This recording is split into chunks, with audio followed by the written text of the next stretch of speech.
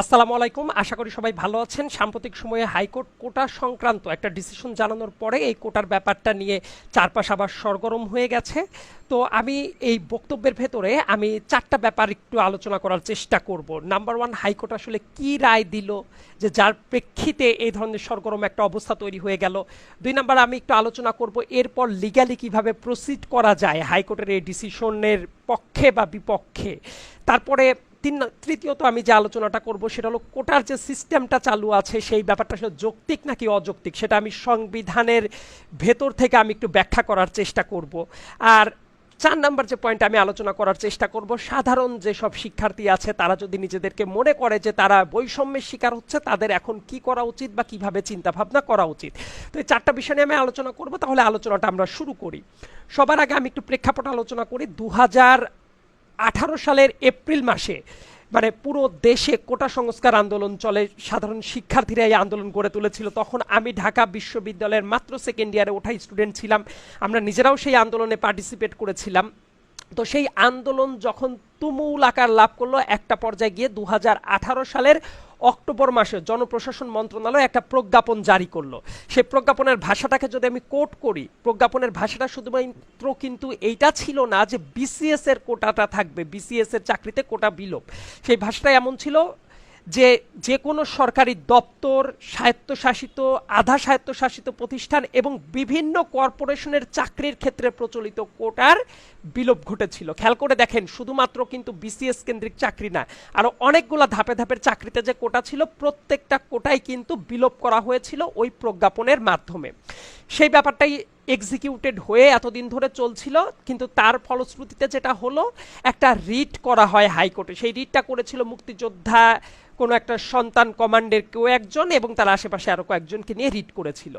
তারা আসলে মুক্তিযোদ্ধার যে কোটা ছিল 30%, সেইটা যে বিলোপ করা হলো তার বিপরীতে তারা রিটটা করে এই জন্য যাতে করে এই প্রজ্ঞাপনটা বাতিল করা হয়। তো ইন্টারেস্টিংলি গতকাল এই হাইকোর্ট থেকে যেটা করেছে, ওই প্রজ্ঞাপনটা বাতিল করে দিয়েছে। এর মানেটা হইল যে বিদ্যমান কোটাটা ছিল মুক্তিযোদ্ধাদের জন্য 30% কোটার, সেটা আবার বলবৎযোগ্য হয়ে গেল। সো এই ব্যাপারে আমি যদি একটু কথা বলতে চাই, যে সবার আগে আমাদের জানতে হবে যে ওই সময়ে যে বিলুপ্ত করা হয়েছিল এটা কিন্তু শুধুমাত্র প্রথম শ্রেণী এবং দ্বিতীয় শ্রেণীর চাকরির জন্য, মানে টেকনিক্যালি নবম গ্রেড এবং দশম থেকে 13তম গ্রেডের জন্য।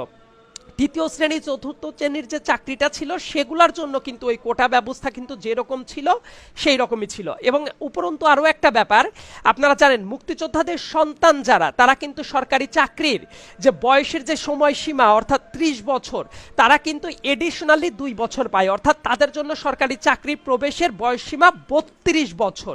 এটা কিন্তু বহাল তবিয়তেই ছিল। তো 2018 সালে যখন এটা বাতিল করা হয়, করার পরে এখন এই যে প্রজ্ঞাপনটা বাতিল করা হলো, এর মানে এইটা কি শুধুমাত্র মুক্তিযোদ্ধাদের 30% যে কোটা ছিল সেটাই নতুন করে বলবৎযোগ্য হলো, নাকি ওই সময় যে 56% কোটা ছিল, যেমন মুক্তিযোদ্ধাদের 30%, তারপরে নারীদের 10%, জেলাভিত্তিক 10%, ক্ষুদ্র নৃগোষ্ঠীদের জন্য 5% এবং প্রতিবন্ধী কোটা ছিল 1%, এই পুরোটাই কি আবার ব্যাক করলো কিনা? তবে এইটা যেহেতু রায়ের পুরো কপিটা এখনো বের হয়নি, ওইটা দেখা সম্ভব হয়নি, এই জন্য না দেখে আমি পুরোপুরি মন্তব্য করছি না। তবে ওইটা যখন বের হবে তখন হয়তো বা দেখা যাবে যে এইটা পুরো 56%ই আবার ব্যাক করলো নাকি 30% ব্যাক করলো। হোয়াট এভার, আমি যখন এই কথাটা বলবো, আমার এই পুরো আলোচনাটা কিন্তু আদালতের রায় কিভাবে হলো, সেটা আদালতের রায়টা যৌক্তিক কি অযৌক্তিক সেই ব্যাপারে ফোকাস করার চেয়ে আমি আসলে আমার নিজের যে মতামত আছে নাগরিক হিসেবে আমি কি ভাবছি, যে এই কোটাটার যৌক্তিকতা থাকা উচিত কি উচিত না, সেই ব্যাপারে আমি মন্তব্য করার চেষ্টা করব। মানে মহামান্য আদালত যে রায় দিয়েছে সেটা আদালতের ব্যাপার, আমি শুধু নাগরিক হিসেবে এই ব্যাপারটার যথার্থতা, মানে কোটা সিস্টেমটাই থাকা উচিত কিনা সেটা আমি ব্যাখ্যা করার চেষ্টা করব। তো সবার আগে আমি একটু সংবিধান নিয়ে আসছি। আজকে সংবিধান নিয়ে যখন কথা বলবো, আমাদের সংবিধানের কয়েকটা আর্টিকেলের কথা যদি আমি বলি, একদম স্পেসিফিক কয়েকটা আর্টিকেল ধরে ধরে আমি একটু কথা বলার চেষ্টা করছি। আমাদের সংবিধানের আর্টিকেল যদি 19-এর দিকে তাকাই, আর্টিকেল 28-এর 1, 28-এর 2 এবং 29-এর 1-এর দিকে যদি তাকাই, এই প্রত্যেকটা আর্টিকেলের নোশন হইল রাষ্ট্র কোনো ধরনের বৈষম্য করতে পারবে না কারো ক্ষেত্রে, মানে চাকরি বাকরির ক্ষেত্রে এবং এই ধরনের নাগরিক সুযোগ সুবিধা লাভের ক্ষেত্রে। তার মানে কাউকে যদি কোটা দিয়ে এগিয়ে দেওয়া হয়, itself is a discriminatory thing as per the constitution. কনস্টিটিউশনের আর্টিকেলগুলো আমি কিন্তু ধরে ধরে বলে দিলাম। তবে একটা কথা আছে, ডিসক্রিমিনেশন যেমন করা যাবে না কারো বিরুদ্ধে, একই সাথে পজিটিভ ডিসক্রিমিনেশন নামে একটা টার্ম আছে, সেটা আবার ইউজ করা যায়। আমাদের সংবিধানে এই স্কোপটা রাখা আছে। যেমন আমাদের এই সংবিধান যেটা আছে, এই সংবিধানের যদি আর্টিকেল 28-4 এবং 29-3 ক যদি আমরা একটু খেয়াল করি, তাহলে দেখা যাবে অনগ্রসর জাতিগোষ্ঠীকে এগিয়ে রাখার জন্য বা মূলধারায় একীভূত করার জন্য কি করা যায়, সরকার বিশেষ কোনো ব্যবস্থা তাদের জন্য গ্রহণ করতে পারে। মানে এই এখতিয়ার সরকারকে দিয়ে দেওয়া আছে। বাট খেয়াল করবেন কথাটা, কাদেরকে? অনগ্রসর গোষ্ঠীকে, অর্থাৎ যে কাউকে আপনি এটা দিতে পারেন না। এখন মুক্তিযোদ্ধাদের যে 30% কোটা আছে, যে মুহূর্তে আপনি সংবিধানের এই আর্টিকেলগুলার ভেতর থেকে দাবি করবেন যে এইভাবে তো একটা অংশকে কোটা দেওয়া যায়, তার মানে আপনারা কি এইটা দাবি করার চেষ্টা করছেন যে আমাদের যারা মুক্তিযোদ্ধা আছে, মুক্তিযোদ্ধা পরিবার আছে, তারা গণহারে সবাই অনগ্রসর জাতিগোষ্ঠী? মানে চিন্তা করেন তো, এটা কি হইতে পারে? মানে আমাদের মুক্তিযোদ্ধা এবং মুক্তিযোদ্ধাদের যারা পরিবার আছে তারা সবাই অনগ্রসর জাতিগোষ্ঠী, এবং এই কারণেই কি তাদের কোটা দরকার? এটা যদি বলেন তাহলে আমি বলবো সমগ্র মুক্তিযোদ্ধা জাতিকে একদম গণহারে অপমান করা হচ্ছে। কারণ আমি জানি সবাই অনগ্রসর গোষ্ঠী না, তারা অনেকে অনেক ভালো জায়গায় আছে, এমনকি তাদের ছেলে মেয়েরা অনেক ভালো জায়গায় চলে গেছে। আবার 71 সালের পরে যারা 80-র দশকে 90-এর দশকে খারাপ অবস্থায় ছিল, বর্তমান প্রেক্ষাপটে তারা তো অনেক দূর এগিয়ে গেছে। কাজেই সবাই কি অনগ্রসর আছে? সো এই জায়গায় কিন্তু একটা কোশ্চেন তোলার মতো একটা জায়গা আছে। তারপরে আমি যদি আরেকটা ব্যাপার চিন্তা করি, যে মুক্তিযোদ্ধা কোটাটাকে যেভাবে মানে ইমপ্লিমেন্ট করা হচ্ছে, সেটার অনেক কিছু আসলে লজিক্যাল সেন্স ক্রিয়েট করে না। অবশ্যই মুক্তিযোদ্ধারা জাতির শ্রেষ্ঠ সন্তান, তাদের অবদানেই আমরা লাল সবুজের এই পতাকাটা পেয়েছি। মুক্তিযোদ্ধাদেরকে এক্সট্রা প্রিভিলেজ দেওয়াটা অবশ্যই উচিত, এবং রাষ্ট্রেরও সেটা সব সময় তাদেরকে সুযোগ সুবিধাটা দেখা উচিত। কিন্তু সেই সুযোগ সুবিধাটা কি এমনভাবে দেখা উচিত যে মুক্তিযোদ্ধাদের নিজেদের সন্তানরা তো বটেই, তাদের নাতিপুতিদের পর্যন্ত কোটা দিতে হবে? মানে এটা তো কোনো লজিক্যাল সেন্স ক্রিয়েট করে না। আমি যদি আরেকটু ব্যাখ্যা করে বলার চেষ্টা করি, যে 2024 সালে এসে যখন এই কোটাটা ফেরানোর চেষ্টা করা হচ্ছে, এর আলটিমেট বেনিফিশিয়ারি কারা হবে জানেন? নাতিপুতি গোষ্ঠী। কারণ 1971 সালের পরে যদি চিন্তা করেন, এটা 2024, আমরা অলরেডি স্বাধীনতার 54তম বছরে আছি। তার মানে ওই টাইমে কারো বয়স যদি 10-12 বছরও হয়, তারাও এখন 65 বা 65 আপ, মানে সর্বনিম্ন যে বয়স, মানে মুক্তিযোদ্ধার যদি সর্বনিম্ন বয়সে যদি মুক্তিযুদ্ধ করে। এছাড়া বহু মানুষ মারা গেছে, এবং বহু মানুষ আরো অনেক বয়স্ক ব্যক্তি আছে। তো তাদের তো অলরেডি নাতিপুতির জেনারেশন চলে আসছে, তাদের ছেলে সন্তান বা মেয়ে সন্তান যারা আছে তারাও এটার অলরেডি বেনিফিশিয়ারি হয়ে গেছে। তার মানে নাতিপুতিদের বেনিফিশিয়ারি করার জন্য কি বেসিক্যালি এই নতুন করে আবার এই কোটা সিস্টেমটাকে ফিরিয়ে নিয়ে আসার জন্য তৎপর হয়েছে অনেকে। এবং আর একটা ব্যাপার আমি একটু বলার চেষ্টা করি, আপনারা যদি এই জায়গায় দেখেন, ধরেন একটা উদাহরণ, যে আমার নানা মুক্তিযোদ্ধা ছিল, যদিও ফ্যাক্ট না, জাস্ট উদাহরণের স্বার্থে বলছি। আমার মামা, আমার মারা অলরেডি এটার বেনিফিশিয়ারি হয়ে গেছে। এখন আমার নানা মুক্তিযোদ্ধা ছিল, আমার মায়ের অন্য একটা পরিবারে, সম্ভ্রান্ত পরিবারে বিয়ে হয়েছে, যে পরিবারের সাথে বিয়ে হয়েছে তাদের মুক্তিযোদ্ধা না কেউ, কোনো কিছুই না, শুধুমাত্র আমার মায়ের বিয়ে হয়েছে ওই পরিবারে, এবং তারপর আমি হয়েছি। হওয়ার কারণে কি এরপরেও কি আমার কোটা অ্যাভেল করা উচিত আমার নানা মুক্তিযোদ্ধা ছিল জন্য? আমরা যদি এইভাবে কোটাটা মেরে দেই, এর মিনিংটা কি? তাহলে যারা যোগ্য তারা সেই কোটাটা হারাচ্ছে না? মানে এইটা আসলে না, আমার মনে হয় পৃথিবীতে এই ধরনের ঘটনা খুব বিরল, যে দাদা নানার জন্য নাতিপুতিরা পর্যন্ত কোটা এইরকম ভাবে অ্যাভেইল করছে। এটা কোনো অবস্থাতেই লজিক্যাল হইতে পারে না, অ্যাটলিস্ট আমার বিচার বুদ্ধিতে যা মনে হয়। তারপরে আরেকটা কথা বলি, ধরেন যে একজন মুক্তিযোদ্ধার 3 থেকে 4টা সন্তান ছিল, এই 3 থেকে 4টা সন্তানের প্রত্যেকের আবার 2-3টা করে করে সন্তান আছে। তার মানে নাতিপুতি প্রত্যেকটা ঘরেই 2-3 জন করে করে নাতিপুতি আছে। এখন প্রত্যেকটা সন্তানের নাতিপুতি যদি এইরকম বাড়তে থাকে, তার মানে এটা তো চক্রবৃদ্ধি হারে বাড়তে থাকে। মানে একজন মুক্তিযোদ্ধার বিপরীতে একই পরিবারে তাহলে কতজন মুক্তিযোদ্ধা কোটাটা পাচ্ছে? এবার তাহলে একটু হিসাব করেন, সেটা দেখবেন এত বড় একটা সংখ্যা হয়ে যায় যেটা মানে রীতিমতো হাস্যকর একটা ব্যাপার হয়ে যায়। তারপরে আমি যদি আর একটা কথা বলি যে এই যে কোটা সিস্টেমটা আছে সেটা ব্যবহারের কিন্তু একটা নিয়ম থাকা উচিত। মানে খুবই হুমজিক্যালি মনে হয় যে এটা ব্যবহার করা হয়। মানে একই ব্যক্তি দেখবেন কলেজে ভর্তির টাইমে একটা কোটা ইউজ করে, বিশ্ববিদ্যালয়ে ভর্তির সময় সেই একই ব্যক্তি আবার মুক্তিযোদ্ধা কোটা ইউজ করছে, আবার চাকরিতে ঢোকার সময়ে ওই একই ব্যক্তি আবার মুক্তিযোদ্ধা কোটা ইউজ করছে। মানে একই ব্যক্তি কতবার করে বেনিফিটেড হবে? এটা কি তাহলে ওই যে অনগ্রসর গোষ্ঠীর যে শর্তটা ছিল সেটা কি পূরণ করে? একবার ধরেন যে কেউ ভার্সিটিতে ভর্তি হচ্ছে মুক্তিযোদ্ধা কোটাটা দিয়ে, তার মানে কি সে অনগ্রসর ছিল, এই জন্য তাকে মূল স্রোতে একীভূত করা হলো। হওয়ার পরে সে পড়াশোনা করলো, করার পরে সে আবার চাকরির ক্ষেত্রে মুক্তিযোদ্ধা কোটা অ্যাভেল করছে, সে তো অলরেডি মূল স্রোতে একীভূত ছিল। তাহলে সে কি আবার একই ব্যক্তি আবার কোটাটা ইউজ করে? নিয়মটা তাহলে এইটা হওয়া যুক্তিসঙ্গত ছিল না যে একজন ব্যক্তি কোটার সুবিধাটা একবারই নিতে পারবে জীবনে, যদি একবার কোটাটা ইউজ করে ফেলে, যেমন বিশ্ববিদ্যালয়ে ভর্তির টাইমে কোটাটা ইউজ করেছে, সে আর অন্য কোনো জায়গায় এই কোটাটা ইউজ করতে পারবে না। আবার খেয়াল করে দেখেন যে একই পরিবারের যদি দুইটা সন্তান থাকে, মুক্তিযোদ্ধাদের দুইটা সন্তান, একটা সন্তান যদি কোটাটা অ্যাভেল করে, অন্য আর একজনের সেই কোটাটা পাওয়া উচিত না, কারণ অলরেডি তো তাদেরকে সুবিধাটা দিয়ে অগ্রসর করে দেওয়া হলো। একই সুবিধা বারবার করে কিভাবে এটা নিতে পারে? এটা আসলে আমার কাছে কোনো লজিক্যাল সেন্স ক্রিয়েট করে না। তারপরে আমি যদি একটা কথা বলি যে এই ধরনের সুবিধার স্কোপ আছে জন্যই কিন্তু প্রচুর পরিমাণে ভুয়া মুক্তিযোদ্ধা বের হয়।